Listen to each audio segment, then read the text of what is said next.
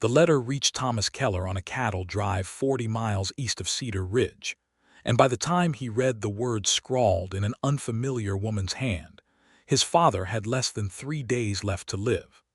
It was the spring of 1879, and the Wyoming Territory still wore its winter mud like a stubborn coat, the grass only beginning to green along the banks of the Sweetwater River. Thomas had been riding drag on a herd bound for the railhead at Cheyenne when the drive's cook handed him the envelope, saying only that a rider had come through camp looking for a Thomas Keller, and that it seemed urgent.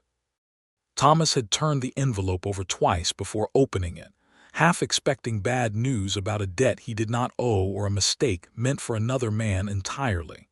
He had not heard the name Nathaniel Keller spoken aloud in 9 years, and he had hoped, in the quiet places of his heart where hope and anger lived side by side, that he never would again. The letter was short. It said that a man named Nathaniel Keller lay gravely ill in the town of Cedar Ridge, that the doctor did not expect him to see the end of the week, and that he had asked more than once for his son to be sent for. It was signed Edith Garrison, and beneath her name she had added a single line that Thomas would read a dozen times on the ride back. He speaks your name when the fever takes him, as though he is asking your forgiveness for something he never said aloud while he was well. Thomas folded the letter into his shirt pocket, saddled his horse without a word to the trail boss, and rode through the night toward a town he had sworn he would never set foot in again. Cedar Ridge had not changed much in 9 years. The same clapboard storefronts lined the single wide street, the same weathered sign creaked above the mercantile, and the same dust rose in lazy clouds behind the wagons that rattled past. Thomas rode in past the livery and the blacksmith's shop, past the little white church with its modest steeple, and felt the years fall away from him like a coat shed too quickly in the heat, leaving him raw and unprepared for what waited at the end of the street.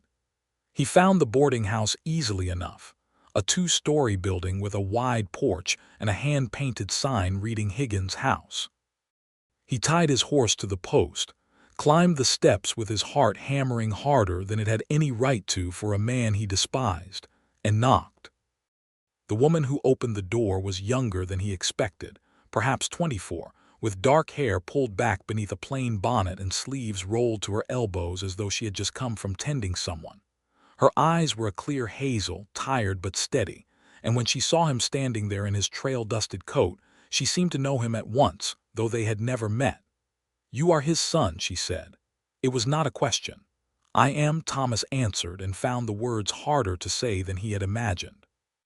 She stepped back to let him in, and something in her manner, some quiet gentleness that did not ask him to feel anything he did not already feel, made him follow her without protest. "My name is Edith Garrison," she said as she led him down a narrow hallway. "I have been tending your father since he collapsed outside the mercantile 8 days ago. The doctor believes it is consumption, though it has moved faster than most cases I have seen. I sent for you because he asked for you, and because I did not think a man should die without his son knowing." Thomas stopped in the hallway, his hand pressed flat against the wall as though the floor had tilted beneath him. "You did not have to send for me," he said. "He did not send for me in 9 years. Not once." Edith turned to face him, and there was no judgment in her expression, only a kind of weary honesty that Thomas would come to know well in the weeks ahead. "I understand you have your reasons for the distance between you, Mr. Keller," she said. "I will not pretend to know what they are. But I have sat beside dying men before, and I have never once seen one who did not wish, in the end, for the chance to say what he could not say while he had breath enough to waste on pride. Whatever he did not give you in 9 years, he is trying to give you now. Whether you take it is your choice alone." She left him standing there a moment, then added more softly, "He is in the last room at the end of the hall. I will bring water if you need it." Thomas did not move for a long while. He thought of his mother, Sarah Keller, dead 11 years now from a fever that might have been survivable had there been money for a proper doctor, money that had instead gone to poker tables and bottles of rye whiskey in 3 different towns. He thought of the ranch his father had built and lost, the cattle sold off one by one to cover debts, the nights Thomas had gone to bed hungry at 14 years old while his father slept in a jail cell for disorderly conduct. He thought of the morning he had left, 16 years old with nothing but a bedroll and a borrowed horse, and the way his father had not even come out of the saloon to say goodbye. And still, his feet carried him down that hallway, because some part of him, buried deep beneath 9 years of anger, still wanted to see his father's face one more time. The room was small and smelled of sickness and camphor. Nathaniel Keller lay propped against a stack of pillows, and the man Thomas remembered, broad-shouldered and loud-voiced, had shrunk into something thin and gray, his cheeks hollow, his hands trembling against the quilt. He looked, Thomas thought with a pain he had not expected, like an old man, though he was not yet 60. Nathaniel's eyes opened slowly, and when they found his son standing in the doorway, something moved across his face that Thomas could not name. "Thomas," his father said, and his voice was a rasp, barely more than a breath. "You came." "I did not come for you," Thomas said, though even as he said it, he was not certain it was true. "I came because a woman I have never met wrote and told me you were dying." Nathaniel's mouth twitched, something that might have been the ghost of the old crooked smile Thomas remembered from before the drinking took hold of him entirely. "That would be Miss Garrison," he said. "She has been kinder to me than I have any right to. Sit down, son. My legs will not carry me to you, so you will have to come the rest of the way yourself." Thomas did not sit. He stood at the foot of the bed with his arms crossed, and for a long moment neither man spoke, the only sound the labored rasp of Nathaniel's breathing and the distant clatter of a wagon passing on the street below. "I do not know what you want from me," Thomas said finally. "If it is forgiveness, I do not have it to give. Not for what you did to Mother, not for what you did to me. I know it," Nathaniel said. "I know I do not deserve it. I have known that every day for 9 years, though I did not have the courage to write to you and say so until it was nearly too late. I am not asking you to forgive me, Thomas. I gave up that right a long time ago. I only wanted to see your face once more before I went, and to tell you that I know what I was, and what I was not, and that not a day passed that I did not think of you and wish I had been a better man." Thomas felt something crack open in his chest, old and raw, and he hated himself for the tears that threatened at the corners of his eyes. "That does not undo it," he said, his voice rough. "I know," Nathaniel whispered. "I know it does not." He closed his eyes then, and his breathing grew shallower, and Thomas, despite everything, found himself sitting down at last in the chair beside the bed, because some part of him could not bear to leave a dying man alone in his final hour, whatever that man had done. They sat together in silence for a long while, and Thomas thought perhaps there would be more time, that his father would wake again and they would speak further, that some fuller reckoning might yet come before the end. But sometime near midnight, with Thomas dozing fitfully in the chair and Edith Garrison keeping her quiet vigil in the hallway outside, Nathaniel Keller's breathing simply stopped, so softly that Thomas did not realize for several minutes that his father had died beside him without another word passing between them. He buried his father 2 days later in the small cemetery at the edge of Cedar Ridge, and it was not until the grave had been filled and the mourners had gone that Thomas Keller finally found the courage to say the words he had not been able to say while his father lived. But that moment, and everything that led to it, still lay ahead of him.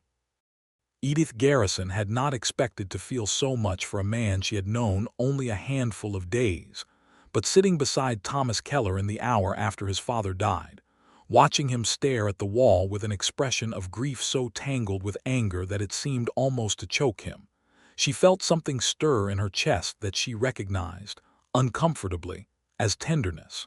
She had seen death before. Her own mother had died of the same wasting fever that took half the town 6 winters past, and Edith had learned nursing not from any formal schooling but from necessity, from sitting beside the dying and learning what eased their suffering and what did not. She had stayed in Cedar Ridge afterward, when her father, a circuit preacher named William Garrison, had ridden west toward the gold fields of California with promises to send for her once he was settled, promises that had thinned into occasional letters and then into silence entirely. She had been 18 then. She was 24 now, and she had made her peace mostly with being a woman alone in a rough territory, earning her keep by nursing the sick and sewing for the well, boarding at Higgins' house in exchange for her help with the elderly residents there. She recognized something of her own wound in Thomas Keller's face, though she did not say so that first night. She only brought him coffee he did not drink and sat with him in the small parlor of Higgins' house while Martha Higgins, the widowed proprietor, saw to the arrangements with the undertaker. "You do not have to sit with me," Thomas said at last, not looking at her. "I know," Edith said. "I am choosing to." "Why?" he asked, and there was no gentleness in the question, only a kind of raw confusion, as though he could not understand why anyone would trouble themselves over him. "Because grief is a hard road to walk alone," Edith said simply, "and because I do not think you have anyone else in this town to walk it with you." He did not answer that, but he did not ask her to leave either, and she took that as answer enough.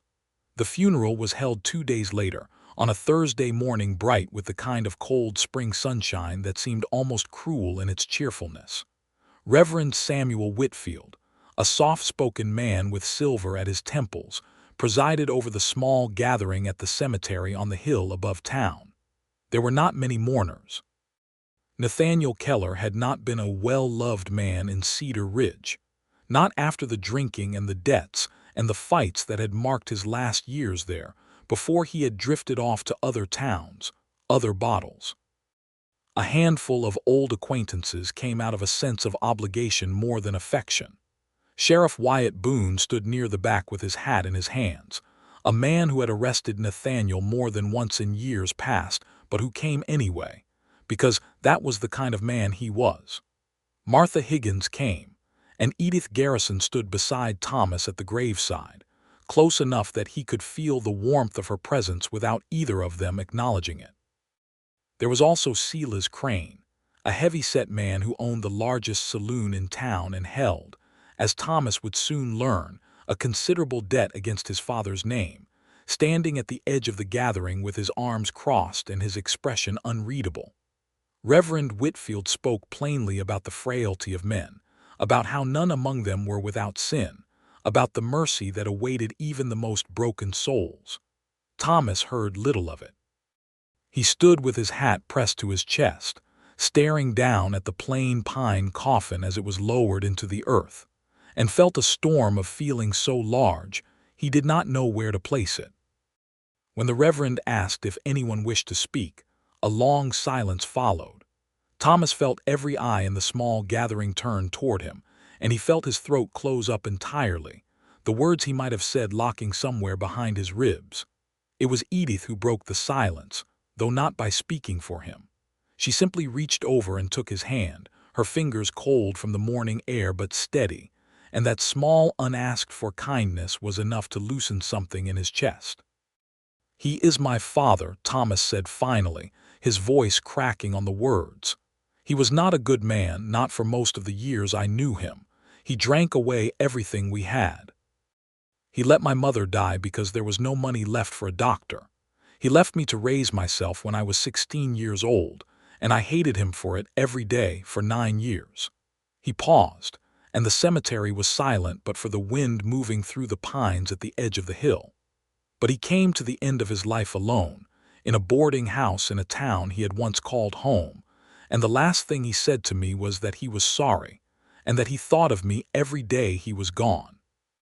I do not know what to do with that. I do not know if it is enough.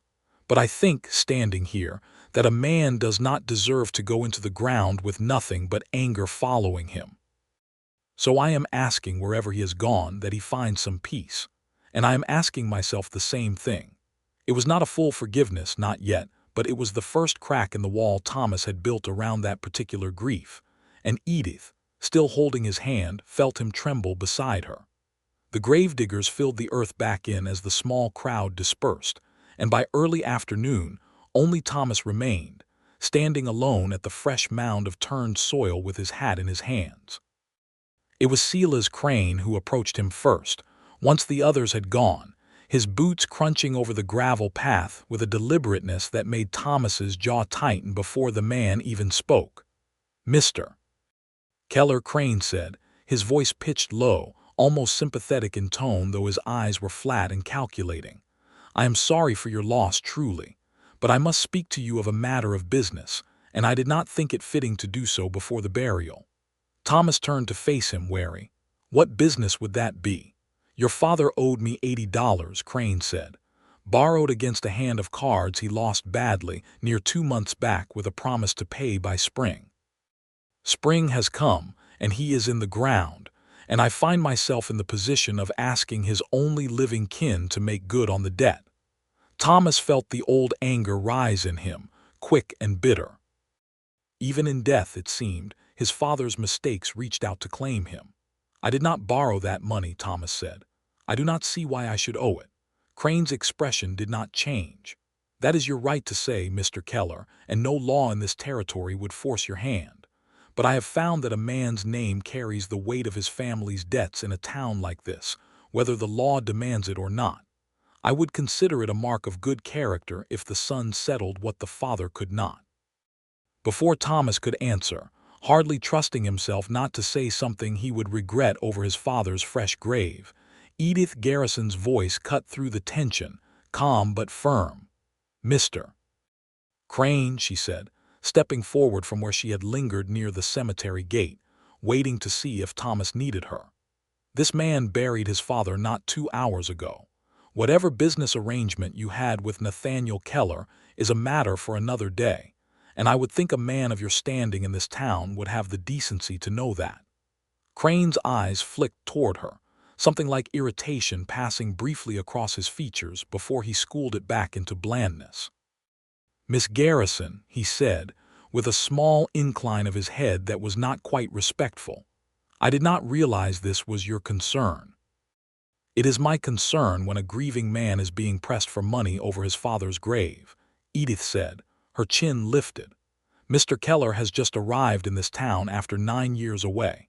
Give him time to see to the arrangements before you speak of debts." Crane studied her a long moment, then Thomas, and something in his calculation seemed to shift, perhaps recognizing that pressing further in front of witnesses would serve him poorly. "Very well," he said. "I will call on you in a week's time, Mr. Keller, once the dust has settled. I trust we can speak then like reasonable men." He touched the brim of his hat and walked away down the hill, and Thomas exhaled a long breath he had not realized he was holding. "Thank you," he said to Edith. "You did not have to do that either. I am beginning to think," Edith said with the faintest hint of a smile, "that I do a great many things I do not have to do, Mr. Keller. Perhaps you should simply accept it and stop remarking on it every time."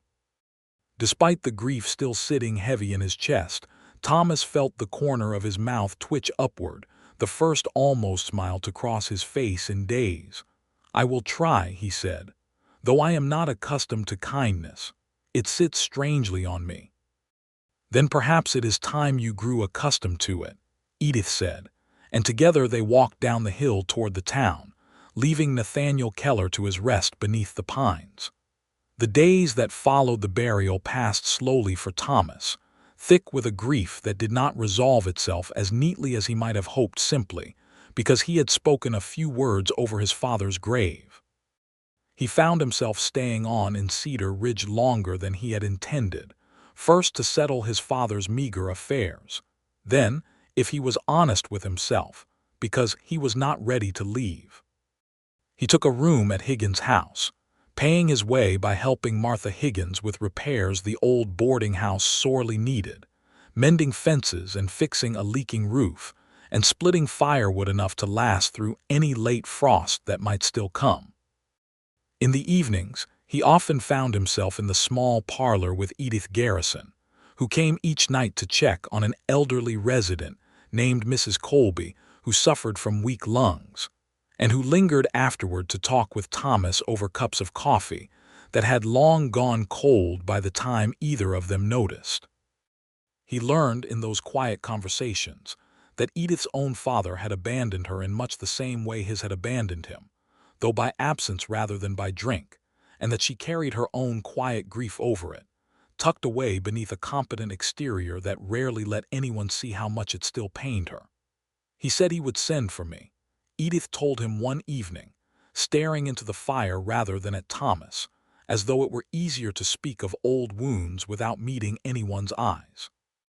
He said California was full of opportunity, that he would find his fortune in the gold fields and send for me within the year. That was 6 years ago. The letters came less and less, and then not at all. I do not know if he is alive or dead. I have made my peace with not knowing mostly. Mostly, Thomas repeated softly. Mostly, Edith agreed, and there was a rawness in her voice that told him the wound had not healed so much as scarred over. We are not so different then, Thomas said. Both of us left behind by fathers who could not manage to be what we needed. Perhaps that is why I did not turn you away when you first came to my door, Edith said, finally looking at him. I recognize something in your face, Mr. Keller. I have seen it in my own mirror more times than I care to admit. Thomas said. I am sorry. Call me Thomas, he said. I think we have moved past Mr. Keller by now. Edith smiled, small and genuine. Thomas, then. And you may call me Edith if you like. I would like that very much, Edith, he said, and something passed between them in that moment, warm and quiet, that neither of them named aloud, but that both of them carried with them long after the fire had burned down to embers. The weeks that followed brought Thomas and Edith into each other's company more and more often, in ways that felt, to both of them, less like coincidence and more like a slow and deliberate turning toward something neither was quite ready to speak plainly. Thomas found reasons to stay in Cedar Ridge beyond the settling of his father's affairs. He took work at the livery stable, breaking and shoeing horses for the owner, a taciturn man named Elijah Post who had known Nathaniel Keller in his better days, and who seemed, in his quiet way, glad to have the son's steady hands about the place. The work suited Thomas. It kept his body occupied while his heart worked through the harder business of grief, and it kept him near enough to town that he crossed paths with Edith nearly every day, whether at the mercantile, or the small church on Sundays, or simply walking the main street on her way to tend some ailing resident. It was on one such crossing, some 3 weeks after the funeral, that Thomas finally worked up the nerve to ask her to walk with him properly, not as a chance meeting on a dusty street, but as something intended. There is a stretch of the Sweetwater about a mile from town, he said, turning his hat over in his hands the way he did when he was nervous, a habit Edith had come to find rather endearing. The cottonwoods are budding out along the bank. I thought if you were willing you might walk out there with me on Sunday afternoon after church. It is a fine spot, quiet. Edith studied him a moment, and Thomas felt his ears grow warm under her scrutiny, though her expression held nothing but a gentle amusement. Are you asking to walk with me, Thomas Keller, or are you asking me to admire the scenery with you? She asked. Both, I suppose, Thomas admitted, though I confess the scenery was mostly an excuse. I thought as much, Edith said, and her smile widened. I would like that. Sunday after church. That Sunday came clear and warm, the kind of early spring day that made the whole territory smell of new grass and turned earth, and Thomas found himself more nervous walking beside Edith along the riverbank than he had ever been facing down a stampeding herd or a winter blizzard on the open range. They walked slowly, matching their pace to the meandering curve of the Sweetwater, talking of small things at first, the weather, the town gossip, Mrs. Colby's improving health, before the conversation turned, as it often did between them, to deeper matters. I have been thinking about what you said at the grave, Edith said eventually, watching the water slide over smooth stones. About not knowing what to do with your father's apology. Have you found an answer yet? Thomas considered the question a long while before answering. I think I have decided, he said slowly, that forgiveness is not a single moment. I said something over his grave that day, something that felt like the beginning of forgiving him, but I do not think it was the whole of it. Some days I still feel the anger just as sharp as ever. Other days I find myself missing him in ways I do not expect, missing the man he might have been if the drink had not taken him. I think forgiveness might be something I have to choose again and again, not something I get to finish once and be done with. That seems wise to me, Edith said. I think I have spent 6 years deciding, over and over, whether to forgive my own father for leaving, and I am not certain I have arrived at a final answer either. Perhaps there is no final answer. Perhaps there is only the choosing, each day, to set the anger down a little more than the day before. They stopped walking, standing together at the edge of the water where the cottonwoods cast dappled shade across the grass, and Thomas found himself looking at her in a way he had been careful not to allow himself before, taking in the way the afternoon light caught in her dark hair, the steadiness in her hazel eyes, the quiet strength that had carried her through her own losses without hardening her heart entirely. "Edith," he said, and his voice came out rougher than he intended. "I do not know quite how to say this without sounding foolish, given how short a time we have known each other. Try anyway," she said softly. "I think I have come to care for you," he said. "More than I expected to care for anyone. Certainly more than I expected when I rode into this town 3 weeks ago carrying nothing but anger for a dying man. You have been kind to me when I did not deserve kindness, and patient with my grief when I am certain it would have been easier to leave me to sort through it alone. I find myself thinking of you at times when I have no business thinking of anyone at all, when I am mending fences or shoeing horses. And it occurs to me that a man does not usually think of a woman so often unless something has taken root in him that he ought to speak of honestly." Edith was quiet for a long moment, and Thomas felt his heart drop with the fear that he had overstepped, that he had mistaken kindness for something deeper than she intended. But when she finally spoke, her voice was warm, and there was a brightness in her eyes that had not been there before. "I have thought of you too, Thomas," she said, "more than I have admitted even to myself. I told myself it was simply the natural closeness that comes from tending someone through grief, but I think I have known for some time that it is more than that.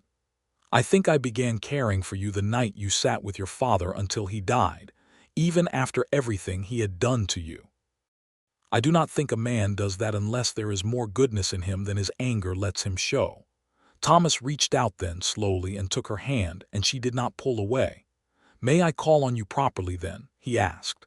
"Not simply as a man passing through grief, but as a man who intends to stay and who would like very much to court you if you would have him." "I would have him," Edith said, smiling now without reservation. "Very much."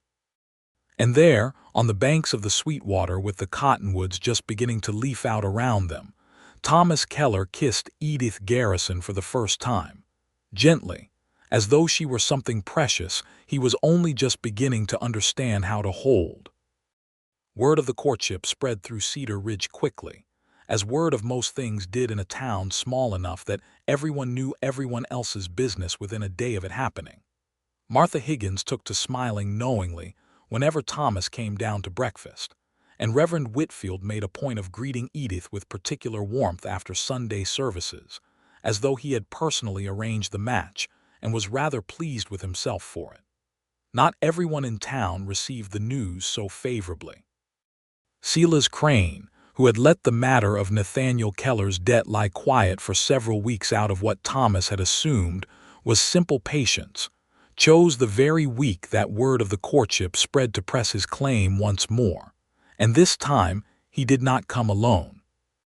He arrived at the livery stable on a gray Tuesday afternoon flanked by 2 men Thomas did not recognize, hired hands from his saloon by the look of their idle, watchful manner, and found Thomas in the middle of shoeing a bay mare for a rancher from out past the river. "Mr. Keller," Crane said, his tone pleasant enough on the surface, though there was an edge beneath it that Thomas had learned to recognize. "I believe I said I would call on you in a week's time. It has been considerably longer than that, and I find myself a patient man reaching the end of his patience." Thomas set down the horse's hoof carefully and straightened, wiping his hands on a rag before turning to face Crane fully. "I told you I did not borrow that money," Thomas said evenly. "I told you at my father's grave, and I will tell you again now. Whatever debt he owed you died with him. I have no legal obligation to pay it, and you know that as well as I do." "Legal obligation, no," Crane agreed, stepping closer, his men fanning out slightly behind him in a manner clearly meant to intimidate. "But I have heard, Mr. Keller, that you are courting Miss Garrison now, settling into this town, making a life here perhaps. It would be a shame if word got around that the son of Nathaniel Keller thought himself above honoring his father's debts.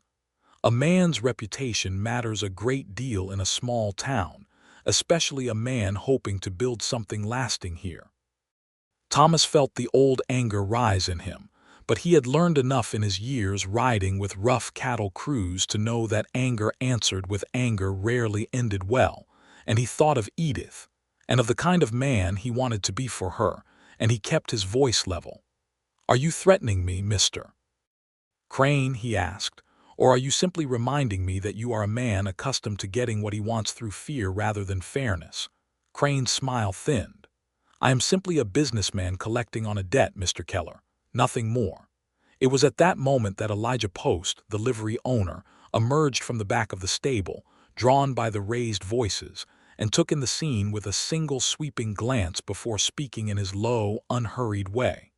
"Silas," he said, "I have known you a long while, and I have known Nathaniel Keller a good deal longer.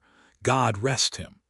That man owed debts all over this territory, some of them to me as well, if we are counting. I never once thought to collect them from a boy who was 16 years old when his father abandoned him to fend for himself.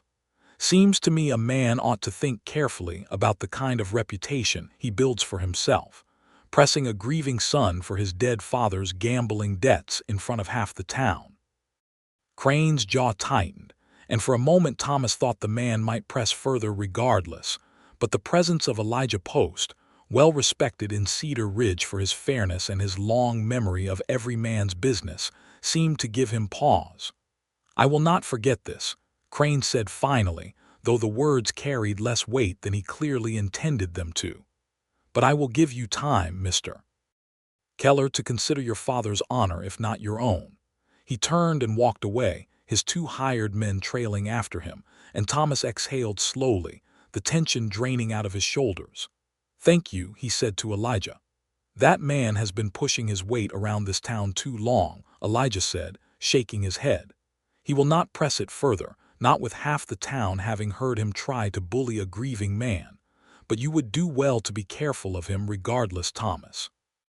Men like Silas Crane do not forget being made to look small." Thomas nodded, but his thoughts were already elsewhere, turning toward the evening ahead, when he was to call on Edith at Higgins' house, and toward the letter he had found among his father's few belongings the week before. A letter he had not yet found the courage to share with anyone, though he suspected, deep down, that it might change how the whole town remembered Nathaniel Keller, if he ever worked up the nerve to make it known. The letter had been tucked inside the lining of his father's old coat, the one item Martha Higgins had kept aside after the burial, thinking Thomas might want some small remembrance of the man. Thomas had found it 3 nights after the funeral, sitting alone in his room at Higgins' house with the coat spread across his lap, running his thumb over the worn wool, and thinking of all the years that coat had traveled with his father from one town to the next, one failure to the next. The letter was dated some 4 years earlier, and it was addressed to Thomas, though it had never been sent. "My son," it began, in his father's uneven hand, worse now than Thomas remembered it from his childhood, the letters shaking slightly as though the writing itself had cost the man some effort. "I do not know if you will ever read this, or if I will ever find the courage to send it, but I find I must write it regardless, if only to say the words to myself in ink, since I cannot seem to say them to your face. I have thought of you every day since you left. I know you believe I did not notice you were gone, that I was too deep in drink and cards to care, and I will not pretend that was not true for a time. But there came a day, some 2 years past now, when I woke in a rooming house in Laramie with nothing left to my name but the clothes on my back and the memory of every mistake I had made. And I thought of your mother's face the day she died, and of yours the morning you rode away, and I understood at last what I had thrown away for the sake of a bottle and a hand of cards. I have tried since then to be a better man, though it is slow going, and I do not know that I will succeed before whatever time I have left runs out. I have paid back what debts I could. I have stayed sober more days than not, though not every day, God knows. I think of finding you, of writing to you properly, of asking your forgiveness, but each time I sit down to do it, I find I am too ashamed, and I think perhaps you are better off without a man like me troubling your life again. If you are reading this, then I suppose I finally found the courage, or else I am gone and someone found this letter among what little I left behind. Either way, I want you to know that whatever I was to you in those years, drunk and foolish and unworthy of the family I was given, there was always, beneath all of it, a father who loved his son more than he knew how to show, and who spent his last years wishing he could go back and be the man you deserved. I am sorry, Thomas. I am more sorry than I have words for. I hope, wherever you are and whatever life you have built for yourself, that it is a good one, full of the kind of love I failed to give you, and I hope that someday, if you think of me at all, it is not only with anger. Your father, Nathaniel. Thomas had read the letter perhaps a dozen times in the days since finding it, and each time it struck him anew, not because it undid what his father had done, but because it confirmed something he had begun to suspect in the last moments beside his father's deathbed, that the apology offered there had not been the desperate grasping of a dying man seeking easy absolution, but the culmination of years of private shame and slow, halting effort toward becoming someone worth forgiving. He had not shown the letter to anyone, not even Edith, though he found himself wanting to share this piece of his father that complicated the simple story of a drunk and a gambler that the rest of Cedar Ridge remembered. He decided, walking toward Higgins' house that evening with the confrontation with Silas Crane still fresh in his mind, that tonight, finally, he would share it with her. Edith was in the small garden behind Higgins' house when he arrived, kneeling in the dirt tending a row of early vegetables that Martha Higgins insisted on planting every spring regardless of how often the frost took them. She looked up when she heard his footsteps and rose, wiping her hands on her apron, her face immediately shifting to concern at whatever she read in his expression. "What is it?" she asked. "Has something happened?" "Silas Crane came to the livery today," Thomas said, "with 2 of his men. He pressed the matter of the debt again, tried to frighten me into paying it." Edith's expression darkened, and Elijah Post stood with me. "Crane backed down for now, though I do not think he has given up entirely. Elijah warned me, the man does not forget being made to look small in front of others." "Then we will have to be careful of him," Edith said, and Thomas noted, with a warmth that spread through his chest despite the day's tension, the way she said "we" without hesitation, as though his troubles were already hers to share.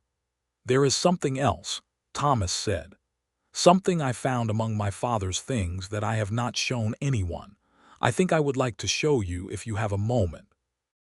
They sat together on the small bench at the edge of the garden, and Thomas drew the folded letter from his coat pocket, his hands unsteady as he passed it to her. He read it slowly, quietly, and Thomas watched her face as her eyes moved over his father's words, watched the way her expression softened, the way, by the end, her eyes had filled with tears she did not bother to hide. "Oh, Thomas," she said softly, folding the letter with careful hands and passing it back to him. "This changes things, does it not? Knowing he tried, even if he never found the courage to send it." "It does," Thomas said. "I have been so certain for so many years that he never once thought of what he had done to us, that he simply drank and gambled his way through life without a thought for the wreckage he left behind. This tells me that is not entirely true. He knew. He was ashamed. He tried in his own broken way to become someone better, even if he never managed to become the father I needed while there was still time. Does it make it easier to forgive him? Edith asked. Thomas considered the question a long while, watching the last light of evening settle golden over the garden. I think it makes it easier to understand him, he said finally. And I think understanding is part of forgiveness, even if it is not the whole of it. I have been angry with a man I thought never cared about the harm he caused. Now I find I am mourning a man who cared a great deal, but who could not find his way to fixing it in time. That is a different kind of grief. Heavier in some ways. But I think underneath it there is more peace than there was before. Edith reached over and took his hand, and they sat together in the quiet garden as the sky deepened into evening, and Thomas felt, for the first time since his father's death, that the anger and the grief were beginning, slowly, to settle into something he could carry without it breaking him. I think, Edith said after a while, that you should read that letter at church on Sunday. Or perhaps not read it exactly, but tell the town what it said, in your own words. Cedar Ridge remembers your father as a drunk and a gambler and little else. I think they deserve to know the fuller truth of him, and I think you deserve to say it aloud in front of people the way you were not able to say the whole of it at his grave. Thomas was quiet, considering. Do you think they would care to hear it? I think some would, Edith said. And I think, more importantly, that you need to say it, whether the town cares to hear it or not. Grief kept locked inside a man tends to fester, Thomas. I have seen it happen to others. I do not want to see it happen to you. He looked at her then, this woman who had shown him more patience and understanding in a few short weeks than most people managed in a lifetime, and felt a certainty settle into him that had nothing to do with grief or forgiveness or his father at all, but everything to do with the woman sitting beside him in the fading light. I will do it, he said, if you will stand beside me while I do. I would not be anywhere else, Edith said, and she meant it entirely. The following Sunday, after Reverend Whitfield's sermon had concluded, and the congregation had begun the small shuffle and murmur that preceded the final hymn, Thomas rose from his seat beside Edith and asked, with a nervousness that made his voice catch, whether he might say a few words before the service closed. The Reverend, sensing something significant in the request, nodded and stepped aside, and Thomas walked to the front of the small church, more nervous than he had been facing down Silas Crane's hired men, and looked out at the gathered faces of Cedar Ridge, people who had known his father as a cautionary tale, a man who drank away his family's future and left his son to fend for himself. Some of you knew my father, Thomas began, his voice unsteady at first but growing stronger as he continued. Most of you knew him as a man who lost everything to drink and cards, who let his family suffer for his weaknesses, who left his own son to grow up faster than any boy ought to have to. That is not a false memory. It happened. I lived it, and I carried anger for it for 9 long years. He paused, glancing briefly at Edith, who gave him a small, encouraging nod from where she sat. But I found something among his belongings after he died, he continued, a letter he wrote to me 4 years ago and never had the courage to send. In it he told me that he had spent years ashamed of what he had done, that he tried in his own way to become a better man, that he thought of me every single day he was away, and that he was sorry, more sorry than he had words to express, for the pain he caused. I do not tell you this to excuse what he did. Nothing excuses it. But I think a man deserves to be remembered as more than the worst years of his life, and I think, in his last years, my father was trying, however imperfectly, to become someone worth remembering better. I stood beside his grave some weeks ago, and I said I did not know what to do with his apology. I think I know now. I think forgiveness does not mean forgetting what he did, or pretending it did not hurt. I think it means choosing to let the anger go, a little more each day, and remembering that even broken men sometimes find their way, too late perhaps, but sincerely, toward trying to be better. I forgive my father. It took me the whole of the day we buried him, and many days since, to find the courage to say those words and mean them. But I say them now, in front of all of you, because I think he deserves that much, and because I think I deserve to set the anger down at last." The church was silent when he finished, and then, slowly, Martha Higgins began to clap, and others followed, not the enthusiastic applause of a celebration but something quieter and more respectful, an acknowledgment shared among people who understood, in their own ways, the weight of what Thomas had just done. Reverend Whitfield stepped forward and placed a hand on Thomas's shoulder. "That took great courage, son," he said quietly. "I think your father would be proud, wherever he has gone." Thomas returned to his seat beside Edith, and she took his hand and held it through the closing hymn. And when the service ended and the congregation filed out into the bright spring morning, several people stopped to speak with Thomas, not with pity but with a kind of respect that had not been extended to the Keller name in Cedar Ridge for many years. Even Silas Crane, standing near the church steps with an expression Thomas could not quite read, approached him once the crowd had thinned. "That was well said, Mr. Keller," Crane said, and there was none of the calculating edge in his voice that Thomas had grown accustomed to hearing from him. "I will confess I have thought poorly of your father for a long while, and perhaps with reason. But a man who can stand before a town and speak so honestly of his own grief is not a man I care to trouble further over an old debt. Consider the matter closed." Thomas blinked, genuinely surprised. "Thank you," he managed. "That means more than you know." "See that you do not make me regret my generosity," Crane added, though there was the faintest suggestion of a smile at the corner of his mouth, and he walked away, leaving Thomas standing on the church steps with Edith beside him, the morning sun warm on their faces, and a lightness in his chest he had not felt in longer than he could remember. "I am proud of you," Edith said softly, slipping her hand into his. "I could not have done it without you," Thomas said. "Any of it. Not the letter, not today, not even the forgiving. You have been the steady ground beneath me this whole while, Edith, and I do not think I have properly thanked you for it." "You do not need to thank me," Edith said, echoing words he had said to her weeks before, and they both laughed softly at the shared memory, standing together in the warm spring light outside the little church, the whole of Cedar Ridge going about its Sunday business around them, unaware that they were witnessing the quiet beginning of something that would last the rest of both their lives. The months that followed passed in the steady, unhurried rhythm of a courtship built on something far sturdier than passing infatuation.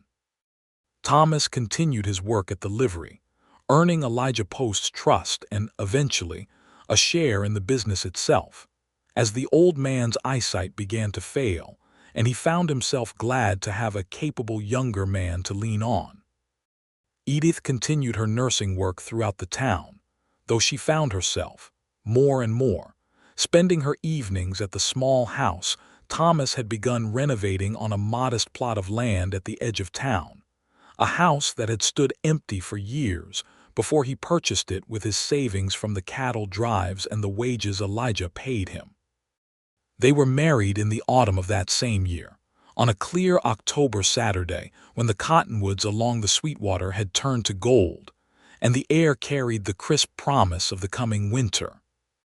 Reverend Whitfield performed the ceremony in the same small church where Thomas had spoken of his father's letter, and the whole town turned out to witness it, Martha Higgins weeping happily in the front pew, Elijah Post standing as Thomas's best man with a rare, wide smile splitting his weathered face, and even Silas Crane sending over a fine bottle of French wine as a wedding gift, along with a note that read simply, "To a man who taught me something about honesty." Edith wore a simple dress of pale blue, sewn by her own hand with careful attention to every seam, and when Thomas saw her walking down the aisle toward him, he found himself unable to speak for a long moment, overwhelmed by a happiness he had not thought himself capable of feeling so fully after the grief of the spring. "You look as though you have seen a ghost," Edith whispered to him as she took her place beside him at the altar, her eyes bright with amusement despite the solemnity of the occasion. "I have seen something far better than a ghost," Thomas whispered back. "I have seen the rest of my life standing in front of me." They exchanged vows with a sincerity that brought tears to more than a few eyes in the congregation, and when Reverend Whitfield pronounced them husband and wife, Thomas kissed Edith with a tenderness that spoke of everything they had carried each other through in the short months since they had first met: grief and forgiveness, and the slow, careful building of trust between two people who had each been left behind by the fathers who should have loved them better. They visited Nathaniel Keller's grave together that same afternoon, before the wedding celebration at Higgins' house began in earnest, walking hand in hand up the hill to the small cemetery where the pines whispered in the autumn breeze. Thomas knelt and laid a small bundle of wildflowers against the modest headstone, which read simply Nathaniel Keller, beloved father, words Thomas had chosen himself in the weeks after the funeral, once he had made his uneasy peace with the man beneath the earth. "I married her, father," Thomas said quietly, and Edith, standing a respectful step behind him, felt her heart swell at the tenderness in his voice. "Edith Garrison, or Edith Keller now, I suppose. I think you would have liked her. I think, in whatever better version of yourself you were trying to become before the end, you would have been glad to see me happy like this." He paused, running his thumb over the rough stone. "I forgave you," he continued. "I do not know if you can hear me wherever you have gone, but I forgave you the day we buried you, and I have kept choosing to forgive you every day since, because I think that is what forgiveness asks of a person, not a single moment but a steady practice. I hope you have found peace, father. I have found mine in no small part because of the woman standing behind me now, and I think in the end that is a kind of gift you gave me too, however unintentionally. If you had not sent for me, if you had not written that letter, if I had not come back to this town angry and grieving, I never would have met her." Edith stepped forward then and knelt beside him, placing her own hand over his on the cool stone. "Thank you, Nathaniel Keller," she said softly, "for the son you raised, however imperfectly, and for whatever small mercy of fate brought him back to Cedar Ridge when you needed him most, and brought him, in turn, to me." They stayed a while longer at the graveside, quiet in each other's company, before walking back down the hill toward the celebration waiting for them, toward the whole of the life they were only just beginning to build together. The years that followed were not without their hardships, as no life in that hard territory could be entirely without hardship. The winter after their wedding brought a blizzard so fierce that Thomas and Edith spent 3 days snowbound in their small house, with little more than the fire and each other's company to keep them warm, emerging afterward to find half the livestock in the county had suffered for want of shelter.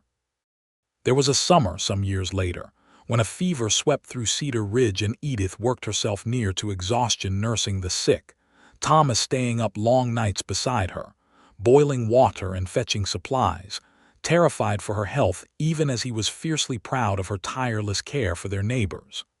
But there was joy too, abundant and steady, the kind that grows deeper roots the longer it is tended. Their first child, a son, was born in the spring of 1881, nearly 2 years to the week after Thomas had first ridden into Cedar Ridge carrying nothing but anger and grief. They named him Nathaniel, after Thomas's father, a decision that surprised some in the town, but that Thomas explained simply, whenever asked, by saying that he wanted his son to carry a name redeemed by love rather than remembered only for its failures. A daughter followed 2 years after that, whom they named Sarah, after Thomas's mother, and then another son, William, whom Edith insisted on naming after her own absent father, in a quiet echo of the same grace Thomas had shown in naming their firstborn, a small act of forgiveness extended toward a man who had never returned to claim it, wherever he might have ended up in the wide unknown of the California goldfields. Thomas built the livery business into the finest in the county, eventually buying out Elijah Post's share when the old man retired to live with his daughter in Cheyenne, though Elijah remained a frequent and beloved visitor to the Keller household for the rest of his days, doting on the children as though they were his own grandchildren. Edith continued her nursing work throughout the years, training a young apprentice in time, a girl named Charlotte who had come to Cedar Ridge as an orphan, and who Edith and Thomas eventually took into their own home as something between a ward and a fourth child, giving her the stability and love that neither of them had fully known in their own youths. Sela's Crane, in an unexpected turn that surprised the whole town, became something of an ally to Thomas in the years that followed, the two men finding a wary respect for each other that eventually softened into genuine friendship, born partly of Crane's admiration for the honesty Thomas had shown that Sunday morning in church, and partly of the fact that Crane's own saloon business benefited considerably from a thriving, well-run livery stable at the other end of Main Street. It was Crane, in fact, who stood as godfather to their second son, a fact that never failed to amuse Edith when she recalled the tension of that first confrontation at the graveside years before. Every autumn, on the anniversary of Nathaniel Keller's death, Thomas and Edith walked up the hill to the small cemetery together, their children in tow as they grew old enough to make the walk themselves, and laid fresh flowers against the stone that read "Beloved Father." It became a tradition in their household, one that Thomas insisted upon not out of obligation or lingering grief, but out of a genuine desire to honor the fuller truth of the man his father had been, flawed and broken for so many years, but reaching in the end toward something better, and finding, through his son's eventual forgiveness, a kind of peace that had eluded him in life. "I used to think forgiving him was the hardest thing I would ever do," Thomas told Edith one autumn evening, years into their marriage, as they walked home from the cemetery with young Nathaniel skipping ahead of them along the path and baby William asleep in Edith's arms. "I thought it would feel like losing something, like letting him win somehow, after everything he put us through. And does it feel that way now?" Edith asked, watching their eldest son chase a fluttering leaf with the boundless joy of a child who had never known a single day of the hardship his grandfather had caused. "Not at all," Thomas said, taking her free hand in his. "It feels like the opposite. It feels like everything I have now, this life, you, our children, this town that has become a real home to me, all of it grew out of that single choice to set the anger down. I do not think I would have any of this if I had held onto it instead. Forgiving him did not mean losing anything. It meant finally being able to receive everything that was waiting for me on the other side of that grief." Edith smiled, leaning her head against his shoulder as they walked, the golden light of the autumn evening settling over Cedar Ridge, over the little house waiting for them at the edge of town, over the whole of the life they had built together from the ashes of two broken families, and the quiet, steady courage it had taken both of them to choose love and forgiveness over bitterness and fear. "I am glad you found the courage," she said softly. "That day we buried him. I do not think either of us would be standing here now if you had not." "Neither do I," Thomas agreed, and he meant it with the whole of his heart. They walked on together into the deepening evening, their children safe and happy beside them, their home warm and waiting ahead, the ghosts of the fathers who had failed them both finally, fully, laid to rest, not through forgetting, but through the deeper, harder, more lasting work of forgiveness freely given and gratefully received. A gift that had cost them both dearly to learn how to offer, and that had given them, in return, the whole of a life neither had dared to hope for in their loneliest years. And in the small cemetery on the hill above Cedar Ridge, beneath the whispering pines, the wildflowers Thomas and Edith left each autumn continued to bloom each spring upon the grave of a man who had spent his life falling short of the love his family deserved, but who had, in his final letter and his final breath, found the courage to ask for the forgiveness that his son, in time, found the even greater courage to give, transforming a story of abandonment and grief into one of redemption, of second chances, and of a love between Thomas Keller and Edith Garrison that grew, quite literally, out of the very grave that had once seemed to hold nothing but sorrow, and that bloomed instead into the truest happiness either of them would ever know.